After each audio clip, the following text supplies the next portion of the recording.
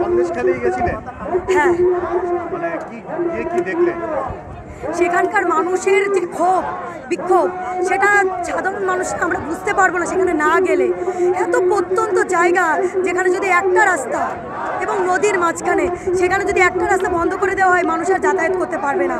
এবং সেখানকার মা বোনের যে কী করুণ অবস্থা, রাতে দিনের বেলায় দেখে আসা হয়, তারপরে রাতের বেলায় গিয়ে সেই সুন্দর সুন্দর মহিলাদেরকে জোর করে বলে আসবে যে আমাদের পার্টি অফিসে যেতে হবে।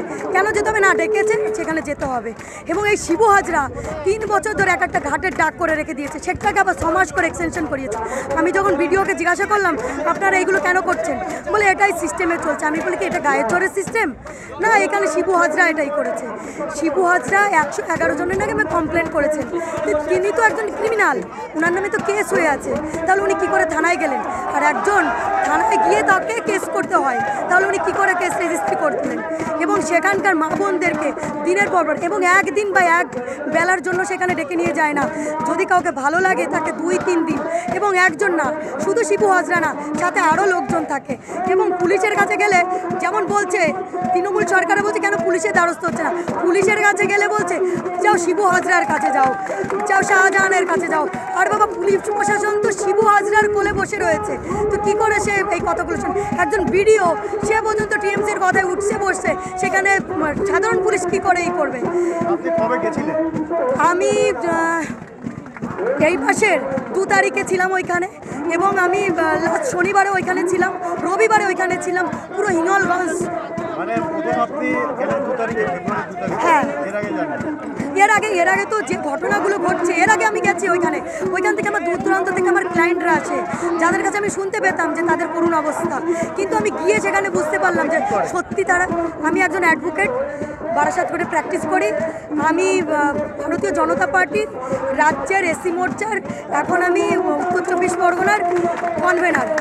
তৃণমূল একটা কথা বলছে যে বাইরে থেকে বিজেপি, আরএসএস, এমনকি মাওবাদী, তারা গিয়ে এলাকায় উত্তেজনা তৈরি করছে।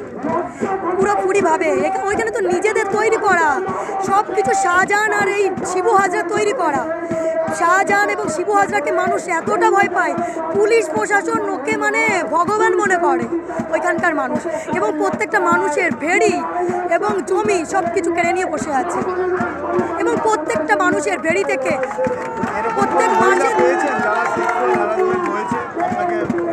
হ্যাঁ হ্যাঁ, একদম। আমার নিজের ক্লায়েন্ট আছে যে এই মানে শিবু হাজরা এবং এই। আমি বলছি স্পেসিফিকভাবে আমরা কিন্তু ওখানে গেছি, আমি নিজে ওখানে 7 দিন কাটিয়ে এসেছি। কোনো সেক্সুয়াল হ্যারাসমেন্ট হয়েছে এরকম সবাই বলছে? শুনেছেন, আমি দেখেছি, সেই মানুষগুলোকে দেখেছি যে মানুষগুলোর সঙ্গে হয়েছে। তারা মিডিয়ার সামনে আসতে চায় না, তারা পুলিশ প্রশাসনের কাছে যেতে চায় না, কারণ তারা আজকে বিতস্ত, কারণ তাদের আর মানে কোনো জায়গা নেই, দেওয়ালে তাদের পিঠ থেকে গেছে। তারা কার কাছে যাবে, কার কাছে কি তাদের এই লজ্জার কথা বলবে? কিন্তু জাতীয় মহিলা কমিশন তারা তো এসছে, তাদের কাছে যাচ্ছে না। জাতীয় মহিলা কমিশনের যে প্রতিনিধি দল এসছে, তাদের কাছেও তো এই মহিলারা যাচ্ছে না। তাহলে তো মানে এই যে শিবু হাজরা এখনো পর্যন্ত অ্যারেস্ট হয়নি, যদি সে আজকে মহিলা কমিশনের কাছে আসে, তাহলে তো কালকেই তার মানে পুকুরে বিষ দিয়ে দেবে, তার মাছ মরে যাবে, তার হাজব্যান্ডকে মেরে ফেলবে, তার পুরো ঘর জ্বালিয়ে দেবে। তাহলে কি করে তিনি আসবেন? কারণ মহিলা কমিশনার তো সেখানে থাকবেন না, তাকে তো সেখানে বাস করতে হবে, তাকে সেখানে কাটাতে হবে। মিলি বিশ্বাস।